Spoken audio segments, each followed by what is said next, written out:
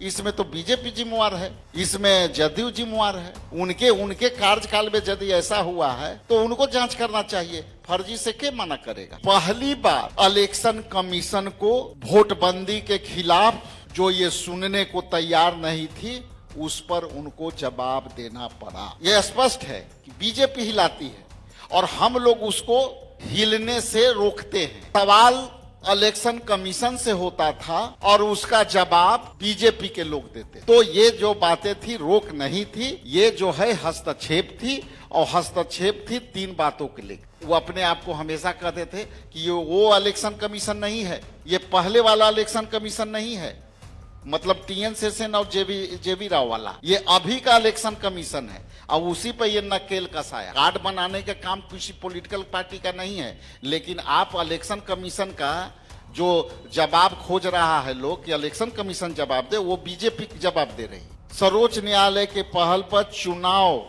आयोग की मनमानी पर रोक लगी। सारे चीज में आप आधार को लिंक करने के लिए करते हैं, मांग करते हैं, ये आधार क्यों नहीं। चुनाव आयोग को ये बातें माननी पड़ेगी कि बिहार में जिस तरह से वोटबंदी पर दांव खेलने का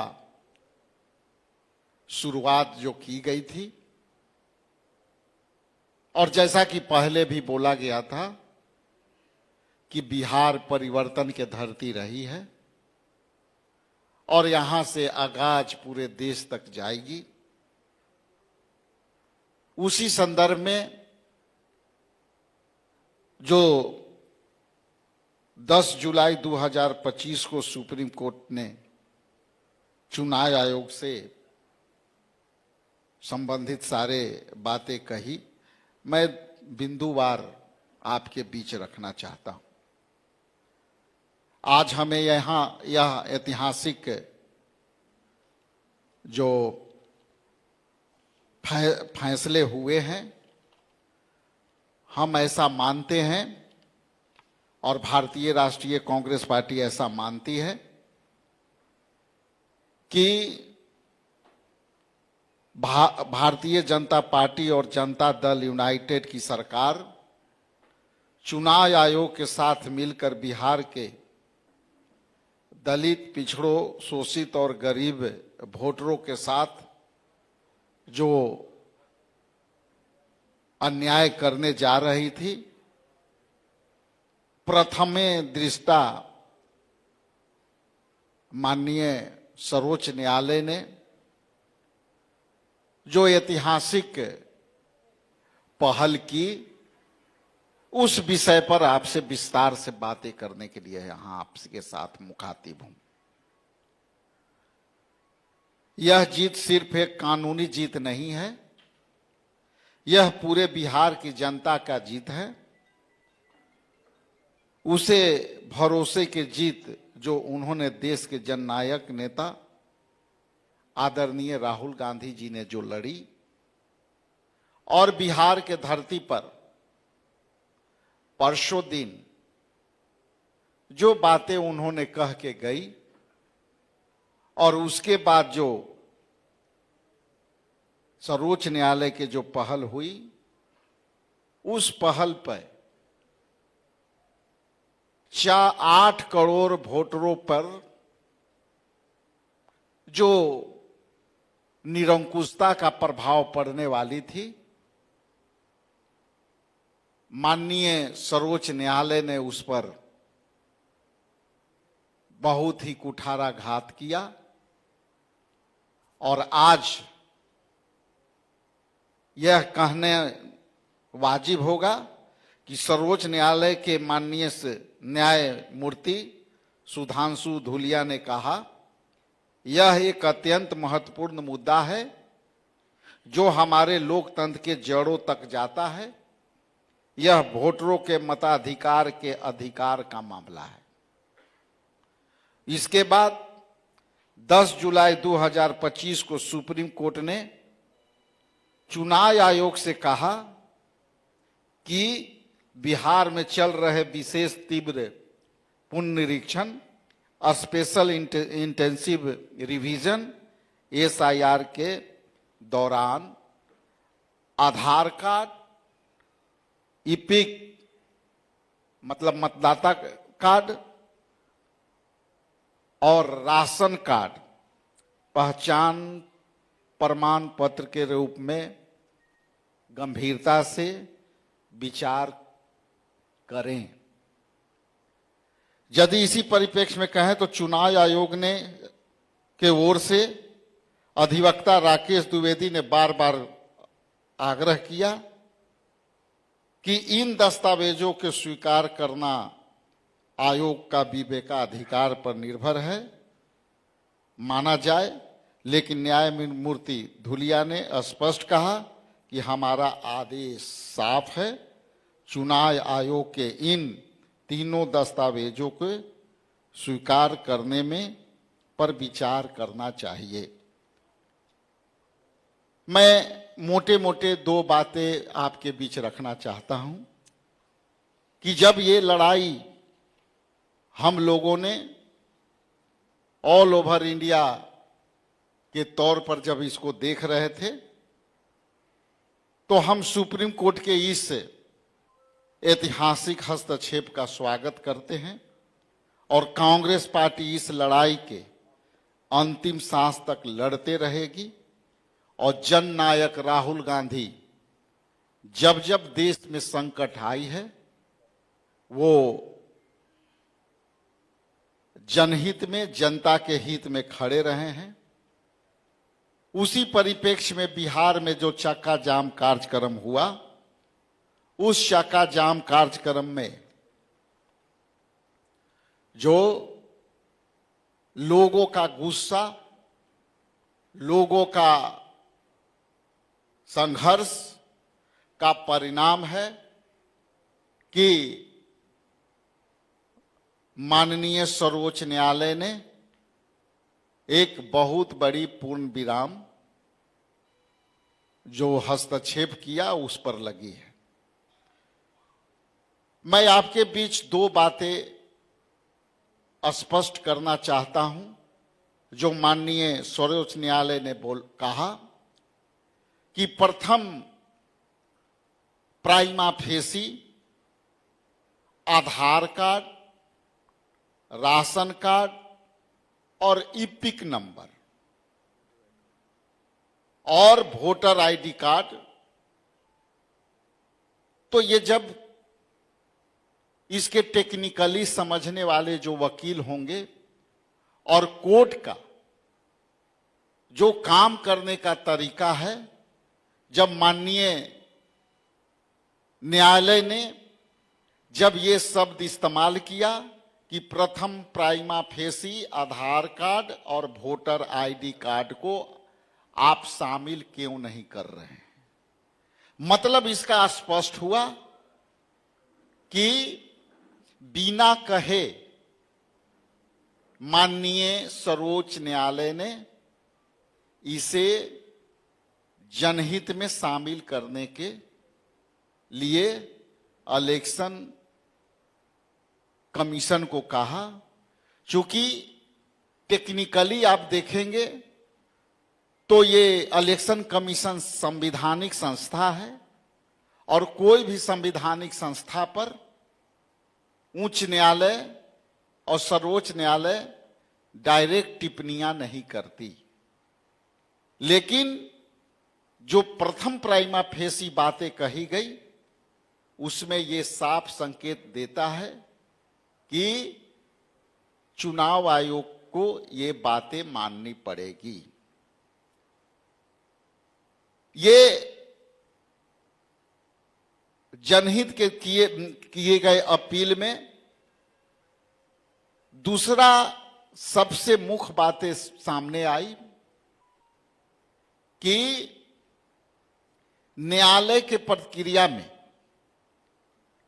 जो बातें सामने आई उस पर दो चीज सामने है कि सर्वोच्च न्यायालय के पहल पर चुनाव आयोग की मनमानी पर रोक लगी।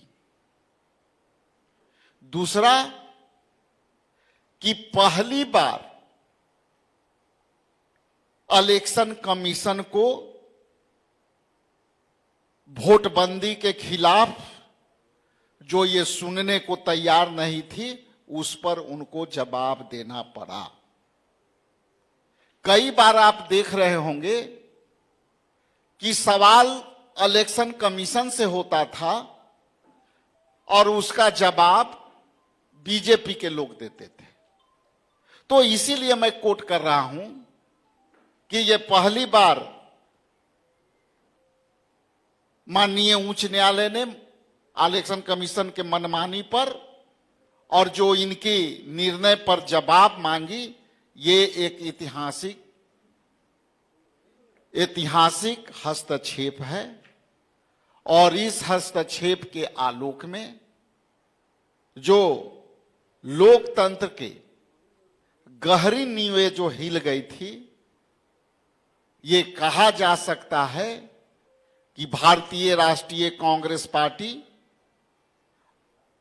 ने जो संघर्ष किया, हम भी इसमें शामिल थे, हमारे नेता भी शामिल थे और हमारे दल के तरफ से भी आयोग पर के विरोध में जो अदालतें के दरवाजे खटखटाए गए। आज इलेक्शन कमीशन मजबूर है, लाचार है, चूंकि जैसा कि मैंने कहा, ये पीडिक्स जब आ जाती है तो ये एक तरह का ये न्यायालय का आदेश ही माना जाएगा। अंत में मैं आपसे बीच मिलता रहूंगा। कुछ बातें अभय दुबे जी टेक्निकली कुछ बातें आपके बीच रखना चाहते हैं, तो मैं आगे के लिए माइक अभय दुबे जी को सौंपता हूं। नहीं, अध्यक्ष जी ने सारी बातें स्पष्ट रूप से रेखांकित की है। अगर आप लोगों के कोई प्रश्न हो तो उनका स्वागत है।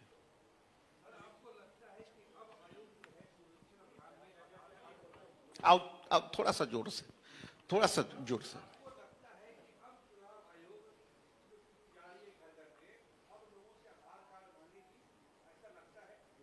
देखिए, इस प्रक्रिया में आज ही मैं अपने घर पे गया था, लोग फॉर्म दिए हैं और ये सूचना आ रही है लोगों का कि आधार नंबर भी मांगी जा रही है उस फॉर्म के साथ।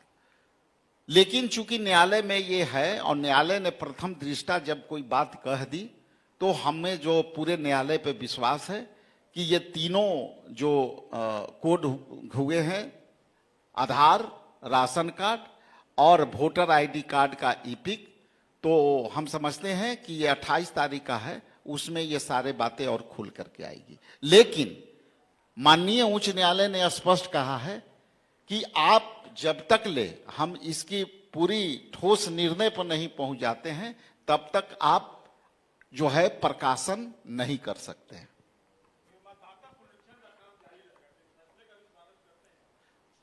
मतदाता पुनरीक्षण का कार्य जैसे था वैसे चल रहा है। विषय ये था कि इलेक्शन कमीशन ये तीनों चीज को मानने से इनकार कर दिया था और हम लोगों ने, आप कई कंटेंट आप देखेंगे संजय जी, हम लोगों ने बार बार सवाल उठाया था महागठबंधन के भी प्रेस वार्ता में और अपने प्रेस वार्ता में कि आखिर सारे चीज में आप आधार को लिंक करने के लिए करते हैं, मांग करते हैं, ये आधार क्यों नहीं है। आप दिल्ली के भी प्रेस कॉन्फ्रेंस में आप कहेंगे, इसलिए आधार का मांग शुरू से था। लेकिन एक बातें जो मीडिया में चली, जो बातें वो है नहीं। जब इलेक्शन कमीशन ने क्या जो याचिकाकर्ता जो उनके वकील थे, उन्होंने कहा कि क्या इस पे रोक लगानी है, तो सर्वोच्च न्यायालय के माननीय जज ने कहा कि ये रोक के याचिकाकर्ता तो रोक का मांग नहीं किए हैं।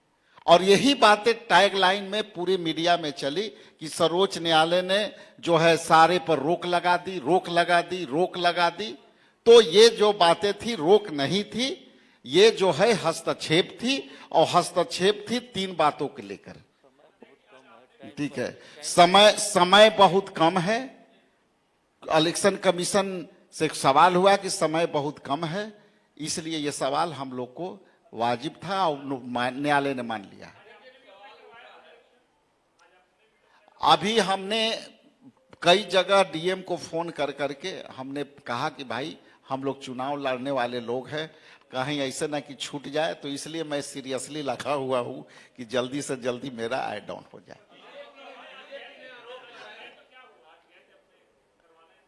फॉर्म लिया हूं मैं और फॉर्म भरना है, लेकिन चूंकि इस बीच में ये आ गया न्यायालय वाला बात, तो थोड़ा सा हम वेट एंड वॉच कर रहे थे। फॉर्म हम भरेंगे।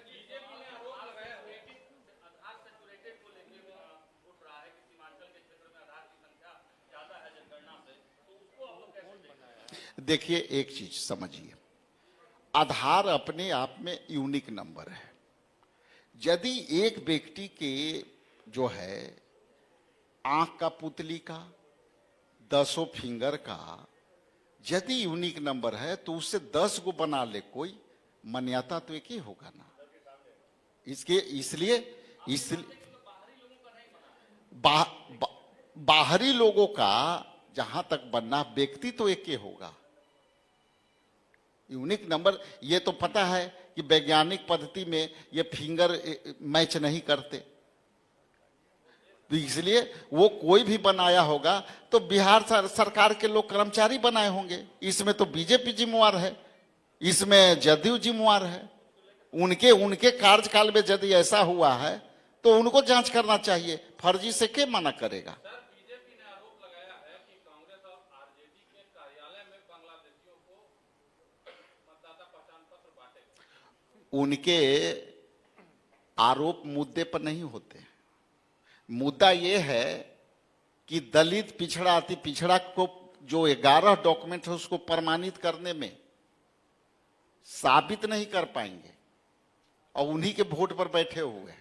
मुद्दा यह है, कार्ड बनाने का काम किसी पॉलिटिकल पार्टी का नहीं है। लेकिन आप इलेक्शन कमीशन का जो जवाब खोज रहा है लोग कि इलेक्शन कमीशन जवाब दे, वो बीजेपी जवाब दे रही है उनके बदले। ठीक है, इस तरीके से आपकी पार्टी ये कहती आ रही थी कि लोकतंत्र खतरे में है। चुनाव आयोग के हस्तक्षेप से आपने कहा कि अब मजबूत चुनाव आयोग नजर आ रही है। लग रहा है लोकतंत्र सुरक्षित है। बिल्कुल, लोकतंत्र का नींव आज भी मजबूत है। कुछ पॉलिटिकल पार्टियां इस नींव को हमेशा हिलाने का काम करती है और बीजेपी, यह स्पष्ट है कि बीजेपी हिलाती है और हम लोग उसको हिलने से रोकते हैं। लेकिन यह स्पष्ट है कि जिस तरह से माननीय सर्वोच्च न्यायालय ने टिप्पणियां की है, वो सारे टिप्पणियां मेल खाती है और उन्होंने डायरेक्टली अपने उदाहरण देके, एक जजेज ने कहा कि मेरे पास यदि आज मांग लेंगे तो मेरे पास हो सकता है कि वो नहीं है। आधार 95% लोगों के पास है, माननीय उच्च न्यायालय भी ने कहा।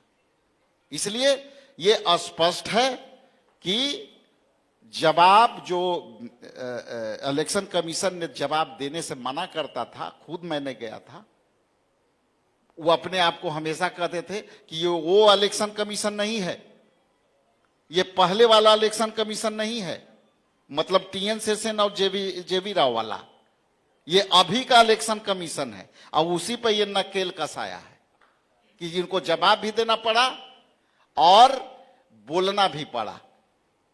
बहुत बहुत धन्यवाद।